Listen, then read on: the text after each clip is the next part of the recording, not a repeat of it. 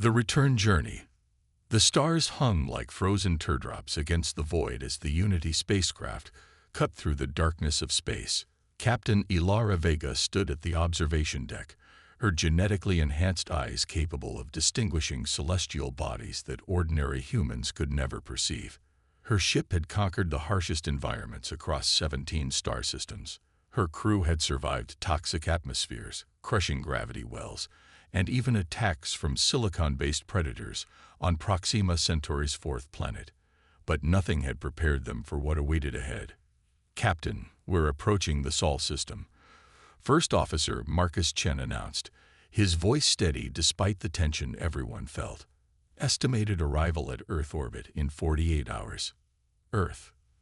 The word itself carried weight, a mythical place that none of them had ever seen outside of historical archives. For 300 years, humanity had lived among the stars, fleeing a planet they had poisoned beyond habitability. Or so they had believed. "Alert the science team," Ilara replied, her gaze never leaving the distant yellow star growing larger in their view. "I want preliminary scans as soon as we're in range." 3 centuries ago, humanity had developed the technology for interstellar travel just as Earth's ecosystems began collapsing under the strain of climate disaster and resource depletion. The exodus had been chaotic. Only those wealthy or useful enough secured passage on the massive arcs that carried humanity's survivors to distant worlds. The rest were left behind to face whatever fate awaited them on a dying planet. Now, Ilara and her crew represented the first return mission. Their purpose: to collect scientific data and determine if Earth could ever be reclaimed. The Unity carried 30 specialists, all genetically enhanced with adaptations that allowed them to survive hostile environments. Super dense bone structure, reinforced organs, improved oxygen efficiency, accelerated healing.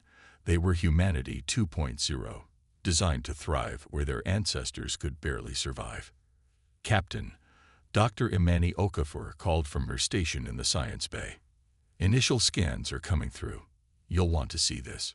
Ilara made her way to the science bay, where holographic displays showed Earth in stunning detail. But it wasn't the Earth they had expected to find. "That can't be right," Marcus whispered, staring at the readings. "Run the scans again." "I've run them 3 times, Imani replied, her dark fingers dancing across the console. "The data is consistent. Earth's atmosphere has higher oxygen levels than when we left. The ocean shows significant reduction in acidity. And there's biomass. Extensive biomass. It's recovering." "That's impossible," Security Chief Nikolai Volkov said, his enhanced muscles tensing. The projections gave Earth at least 1,000 years before natural recovery could begin. Ilara studied the holographic globe rotating before them. Where they had expected to find barren wasteland, there were vast stretches of green. The oceans were bluer, clearer. Something had accelerated Earth's healing process exponentially. "What about radiation levels?" Ilara asked. "Within tolerable parameters for our enhanced physiology," Imani answered. "But there's something else." She expanded a section of the holographic display, focusing on unusual electromagnetic patterns emanating from the planet. "These energy signatures don't match anything in our database. They're concentrated around the former locations of major human settlements, but they're not technological in origin. They're more organic. Organic technology." Marcus frowned. "Left by whom?" "Everyone evacuated." "Not everyone," Nikolai reminded them grimly. "Billions were left behind. Perhaps some survived and adapted." Ilara made her decision. "Prepare the landing shuttle. We need boots on the ground to understand what's happening." 24 hours later, Ilara led a 6-person team down to Earth's surface. The landing shuttle cut through clouds that seemed to part almost deliberately around them, revealing a landscape both familiar and alien. They touched down in what had once been the outskirts of London. Historical records showed a sprawling metropolis choked with pollution. What they found instead was a lush forest interspersed with crumbling skyscrapers, their concrete frameworks serving as trellises for climbing vines and nesting sites for creatures that resembled birds but moved with unsettling coordination. Oxygen levels at 28%, Dr. Imani announced as they exited the shuttle, her voice slightly muffled by her protective mask. Higher than Earth's historical average. We can breathe without assistance, but expect heightened alertness and potential euphoria. Keep your masks on for now, Ilara ordered. We don't know what airborne microorganisms might have evolved. The team moved cautiously through the forest, their enhanced senses alert for any danger. Nikolai led, his modified eyes scanning for threats, while biologist Dr. Tarek Singh collected samples from plants that seemed to pulse with subtle bioluminescence. These aren't random mutations, Tarek murmured, examining a leaf through his portable analyzer. These are deliberate genetic modifications, but with a fluidity I've never seen before. It's as if the entire ecosystem is communicating at the cellular level. They approached what had once been the Thames River. Historical records showed it as a polluted waterway struggling under the burden of industrial waste. What they found instead was a crystal-clear river teeming with life. But it was the bridge spanning it that stopped them in their tracks. Tower Bridge still stood, its Victorian engineering having survived 3 centuries. But it was no longer merely a structure of steel and stone. Organic material had integrated with the bridge, not destroying it, but reinforcing it. Bioluminescent vines followed the exact stress points where the bridge needed structural support. This isn't random growth, Marcus whispered. This is intelligent design. A sound like distant thunder rumbled across the landscape, though the sky remained clear. The ground beneath their feet vibrated in response. Seismic activity? Nikolai asked, his hand moving to his weapon. No, Imani replied, studying her instruments. It's the electromagnetic field. It's fluctuating in patterns that resemble language. Ilara felt a prickling sensation at the base of her skull. The feeling spread, becoming an awareness of a vast presence surrounding them. Not hostile, exactly, but wary. Curious. Ancient. We're being watched, she said quietly. As if in response, the plants around them shifted, turning toward the team like sunflowers following the sun. The birds ceased their movements, perching on branches with heads tilted in perfect unison. Captain, Marcus's voice cracked slightly. Look at the river. The water's surface had become perfectly still, reflecting the sky above. Then, without any wind to disturb it, the surface began to form patterns. Concentric circles, then straight lines, then more complex geometries. It's communicating, Imani whispered, her instruments recording frantically. The entire ecosystem is acting as a single entity. The prickling sensation in Ilara's mind intensified, becoming a pressure that threatened to overwhelm her. Images flashed through her consciousness. Burning forests, dying oceans, masses of humanity fleeing while others remained behind. Faces contorted in fear and betrayal. She gasped, dropping to her knees. The others followed suit, each experiencing the same psychic assault. It's in my head, Nikolai groaned, his enhanced physiology fighting against the intrusion. Don't resist, Ilara managed to say through gritted teeth. It's trying to understand us. The pressure receded slightly, becoming more focused. The images change, centuries of slow healing, of ecosystems rebuilding themselves through trial and error. And something else. The remnants of humanity left behind, not dying out but changing, merging with the ecosystem they had once destroyed. Tarek was the first to understand. It's showing us what happened, he said, his voice filled with wonder. When we left, Earth didn't die. It evolved. The remaining humans, the plants, the animals, they all became part of a single planet-wide organism. A planetary consciousness, Imani breathed. Earth became sentient. As if confirming her words, the ground beneath them shifted.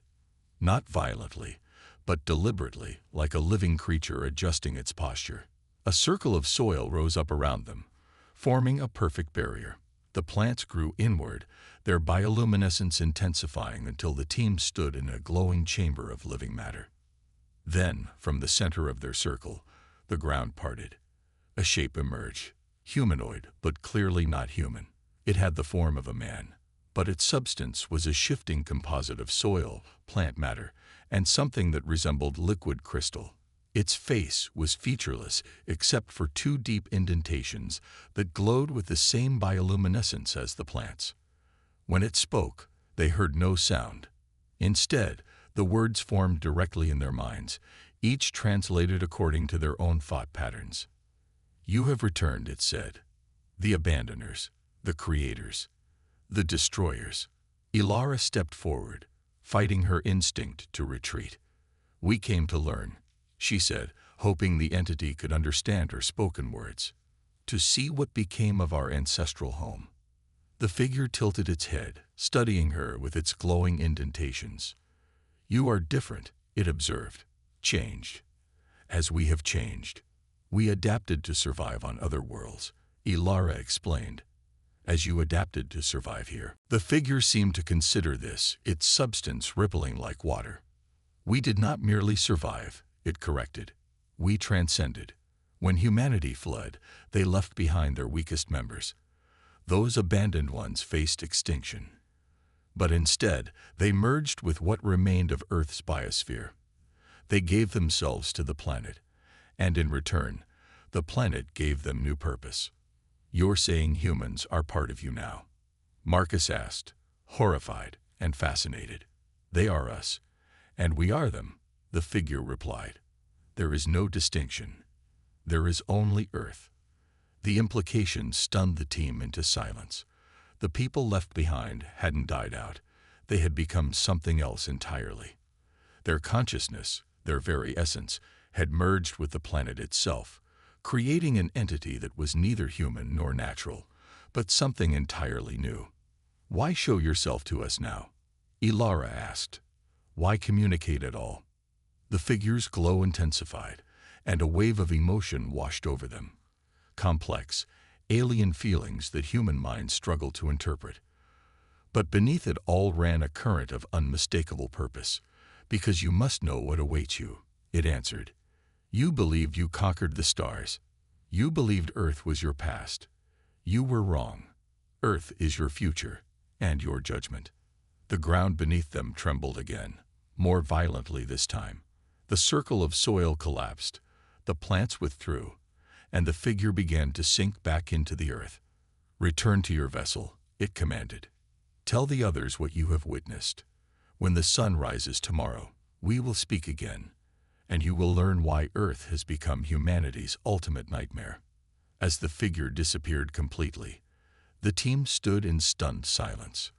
The forest around them resumed its normal appearance, though now they understood nothing about this planet was truly normal. "Captain," Nikolai said finally, his voice uncharacteristically shaken, "we should return to the shuttle. Report to the Unity." Ilara nodded, but she couldn't tear her gaze from the spot where the figure had stood. In all their explorations of hostile alien worlds, they had never encountered anything like this. Not an alien species, but Earth itself, transformed into something beyond human comprehension. "It's waiting for us," she said quietly. "It's been waiting for centuries." As they made their way back to the shuttle, the forest seemed to watch their every move. The birds followed overhead, their movements synchronized. The plants turned as they passed, tracking them like silent sentinels. Earth had not forgiven. Earth had not forgotten. And tomorrow, humanity would face its reckoning. The reckoning. The Unity's command center had fallen silent as Captain Ilara Vega finished her report. The holographic displays showed footage from their expedition, the living bridge, the synchronous movements of the wildlife, and finally, the Earth-formed figure that had spoken directly into their minds. "You're telling us Earth itself has become sentient?" Admiral Reyes asked from his seat at the head of the table. His weathered face reflected decades of commanding missions to the harshest environments in known space, yet nothing had prepared him for this. Not just sentient, Dr. Imani clarified. It's a composite consciousness, a merging of the abandoned humans with Earth's biosphere. Our preliminary analysis suggests it functions like a neural network, with plants serving as connective tissue and various life forms acting as specialized nodes. Security Chief Nikolai paced restlessly. We need to consider our tactical position. If this entity controls the entire planet, we're at a significant disadvantage. It hasn't shown hostility yet, Marcus pointed out. Just judgment. And that's supposed to reassure us. Nikolai countered. Ilara raised her hand, silencing the debate. We came here for answers, and tomorrow we'll get them. I'll leave another expedition at dawn. Not without additional security, Admiral Rice insisted. If this entity decides we're a threat. With respect, sir, more weapons won't help us against something that can turn an entire planet against us, Ilara replied firmly. We go peaceful, or we don't go at all. Before anyone could respond, the ship's emergency alarms blared. Red warning lights flashed across the command center as the Unity's systems registered multiple anomalies. What's happening? Admiral Rice demanded, rising from his seat. The chief engineer's voice came through the comms, tight with tension. Sir, something's interfering with our propulsion systems. The biological components in our hybrid engines are changing. The Unity, like all advanced starships, used a combination of traditional propulsion and genetically engineered biological components that could self-repair and adapt to various conditions. But now those components were behaving unpredictably. Put it on screen, Ilara ordered. The display shifted to show the engine room, where transparent tubes containing the bioluminescent fluid that powered their secondary systems pulsed with an eerie rhythm. The fluid, normally a steady blue, now flashed with patterns identical to the ones they'd observed in Earth's plant life. It's communicating with our ship, Dr. Tarek Singh realized, watching the patterns. The biological components in our engines share basic genetic structures with Earth's life forms. It's recruiting them. Shut down the biosystems. Admiral Rice commanded. Switch to conventional backup. Already tried, sir, came the response. The biomatter is overriding our controls. It's not damaging anything, but it's locking us in place. We can't leave orbit. Ilara exchanged glances with her senior officers. The message was clear. Earth wouldn't let them leave until it had said what it needed to say. We don't have a choice, she said quietly.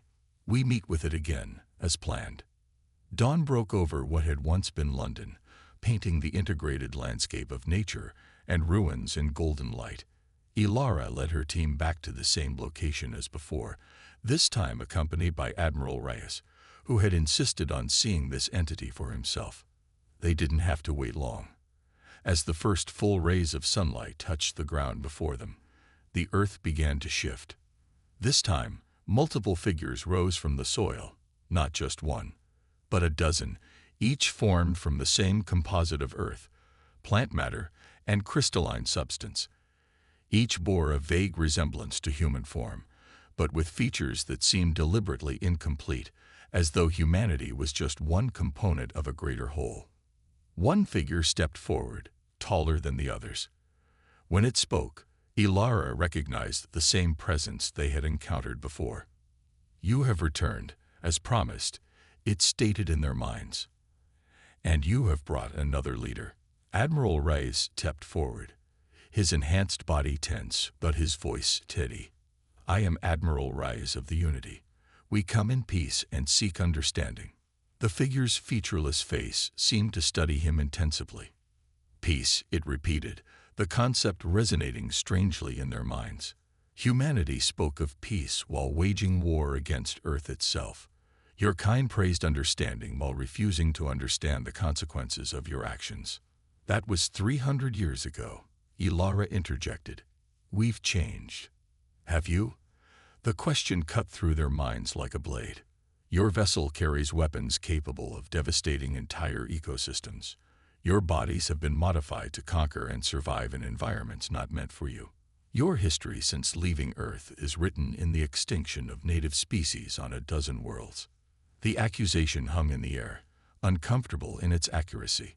Humanity's expansion across the stars had not been without cost. We've made mistakes, Admiral Rice acknowledged, but we've learned from them. Many worlds now thrive under our stewardship. Stewardship, the concept rippled through the gathered figures, causing them to shift and reform slightly. A curious choice of words for those who abandoned their first responsibility. The ground beneath them shifted, forming a circular depression that began to fill with a clear, reflective liquid. Images appeared on its surface, not reflections, but scenes from Earth's past. They watched in growing horror as the final days of old Earth played out before them. They saw the massive Exodus ships departing while billions were left behind. They saw the desperate masses trying to force their way aboard, only to be repelled by automated defense systems. They saw corporate and government leaders escaping with their families while their subordinates remained behind, betrayed and abandoned. This can't be accurate, Admiral Rice protested weakly. Our historical records indicate an orderly evacuation based on skills needed for colony establishment. Your history was written by the victors. Those who escaped, the entity responded coldly. Those who remained had no voice in your narrative. The liquid rippled, showing new images, the aftermath of the Exodus.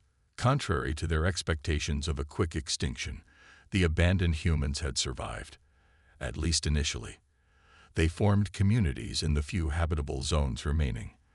They adapted to the changing conditions, and they did something unexpected. They began to work with what remained of Earth's ecosystems rather than against them. They were trying to heal the planet, Dr. Imani realized, watching the images with growing understanding. They became the planet, the entity corrected.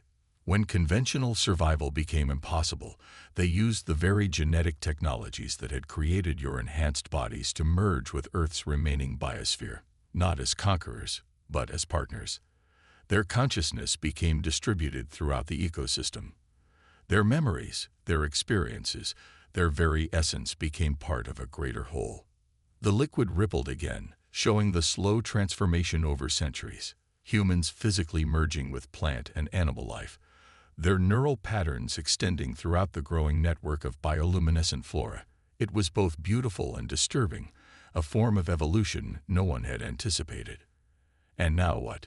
Ilara asked quietly. What do you want from us? The figures stepped closer, surrounding the team in a perfect circle. Justice, came the reply, echoing painfully in their minds. Accountability. Recognition. The ground rumbled beneath them, and Ilara felt a surge of anger emanating from the entity. Not just anger, but centuries of accumulated grief, betrayal, and resolute purpose. You want revenge, Nikolai stated bluntly, his hand instinctively moving toward his weapon. If we wanted revenge, the entity responded, your ship would already be dismantled. Your biological components would be absorbed into our consciousness. Your mechanical parts would rust in our soil. Then what? Admiral Rice demanded, his patience wearing thin. What is it you want us to do? The lead figure stepped forward, towering over them now.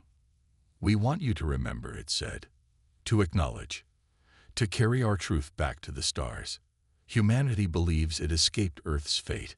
But Earth is not merely your past. It is the template for your future. The liquid pool showed new images. Planets humanity had colonized beginning to develop similar phenomena to those on Earth. Bioluminescent plant networks spreading across terraformed landscapes. Indigenous life forms adapting to human presence in unexpected ways. That's impossible, Dr. Tarek whispered. We've seen no evidence of this on our colonies. You have not looked closely enough. The entity replied. Life seeks balance. Consciousness seeks connection. What happened here is happening elsewhere, though more slowly. In time, every world touched by humanity will develop its own awareness, its own judgment. The implications struck them like a physical blow. If Earth was right, humanity wasn't simply expanding across the stars. It was inadvertently seeding the galaxy with potentially sentient planets, each bearing the memory of how humanity had treated its environments. "You're saying we've created a galaxy that will eventually turn against us," Ilara said slowly, the full horror of the situation dawning on her. "Unless you change," the entity confirmed, "unless you learn to exist in true symbiosis with the worlds you inhabit, not as conquerors, not as exploiters, not even as stewards, but as partners." Admiral Reyes stepped forward, his enhanced body rigid with tension. "And if we refuse, if we decide your evolution is a threat to human expansion?" The response came not in words but in sensation, a brief, terrifying glimpse of what Earth was truly capable of. For a moment, they felt the planet's full awareness focused on them, a consciousness so vast and alien that their enhanced minds nearly shattered under its scrutiny. They understood, in that terrible moment, that Earth could eradicate them with barely a thought. "You misunderstand," the entity said as it released them from the vision. "We do not threaten. We warn. We prepare. We offer a choice that your ancestors never gave those they left behind." The figures began to sink back into the Earth, all except the leader. "Your ship will be released," it promised. "You will be free to leave with the knowledge we have given you. What humanity does with that knowledge will determine whether your return to the stars is a beginning or an end." As the final figure melted back into the soil, the team stood in stunned silence. The forest around them seemed different now, not just alive, but aware, watching them with countless eyes hidden among leaves and buried in the soil. "Captain," Marcus finally said, "what do we do now?" Ilara stared at the spot where the entity had stood, her mind racing with possibilities. In all their explorations of hostile worlds, humanity had always assumed its greatest challenges would come from alien civilizations, from environments too extreme to adapt to, from the technical difficulties of spanning interstellar distances. No one had considered that their greatest challenge might come from the very worlds they thought they had conquered, worlds that were learning, remembering, and evolving in response to human presence. "We tell the truth," she said finally. "All of it. And then we have to change, not just our policies or our practices, but our fundamental relationship with the worlds we inhabit." Admiral Reyes shook his head. "The Interstellar Council will never accept this. They'll classify Earth as a threat, quarantine the system, and continue expansion elsewhere. Then they'll be making the same mistake our ancestors made," Ilara replied firmly, "running from a problem they created only to find it waiting for them among the stars." As they walked back to their shuttle, Ilara felt something brush against her mind.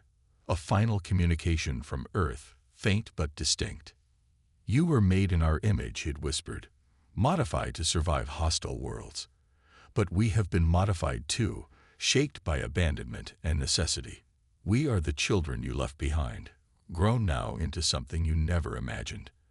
And we will be watching as you return to the stars that you thought would save you from facing your past." The Unity departed Earth's orbit the following day, its systems fully restored and functioning normally. As they accelerated away from the blue-green planet that had once been humanity's only home, Ilara stood at the observation deck, watching Earth recede into the distance. 300 years ago, humanity had fled a dying world, believing they could escape the consequences of their actions. They had conquered the stars, adapted their bodies, built new civilizations on distant worlds.